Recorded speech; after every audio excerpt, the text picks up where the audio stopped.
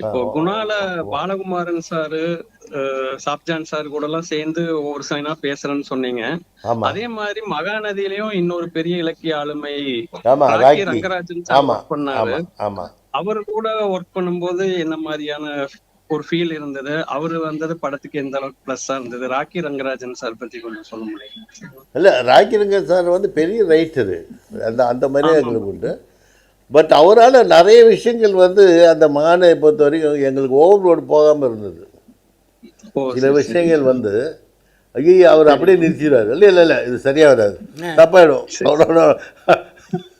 அப்படியா? ஆமாம் இலக்கியத்துல இருக்கிறவங்க எப்படியோ அப்படி. ஆமாம் ஆமாம். இல்லை இல்லை, இது சரி, நல்லா சரி. இருக்காது இந்த கதைக்கு அப்படின்ட்டு அந்த இதை அப்படியே நிறுத்திடுவார். நோ நோ ஓ, நோ, சரி, வேற. சரி, சரி.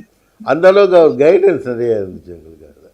மலையாளத்துல வந்து ஆவனாளி வந்து நீங்க அதுதான் கமல் கடமை சார் கண்ணு கட்டுப்பாடு. ப்ரொடக்ஷன்ல ஆமாம் நீங்க பண்ணீங்க. ஆமாம் கடமை சத்யராஜ் கண்ணியம் சார் கட்டுப்பாடு. வச்சு.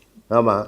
ஆஹ் அந்த எக்ஸ்பீரியன்ஸ் ஒரு மலையாள படத்தை ரீமேக் பண்றது, அதான் நீங்க ஆக்சுவலா மலையாளத்தை ஃபர்ஸ்ட் தமிழ்ல ரீமேக் பண்றீங்கன்னு நினைக்கிறேன். அதுல என்ன மாதிரியான ஒரு சேலஞ்சஸ் எல்லாம் உங்களுக்கு இருந்ததுங்க சார்?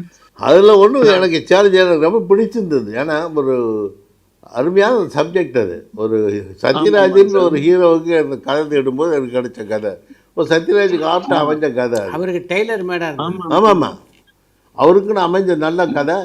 சத்யராஜ் அதுக்கு முன்னால் ஹீரோ ஆக்ட் பண்ணியிருந்தா கூட சாவின்னு ஒரு படத்தில் அதில் ஆன்டி ஹீரோ தான்.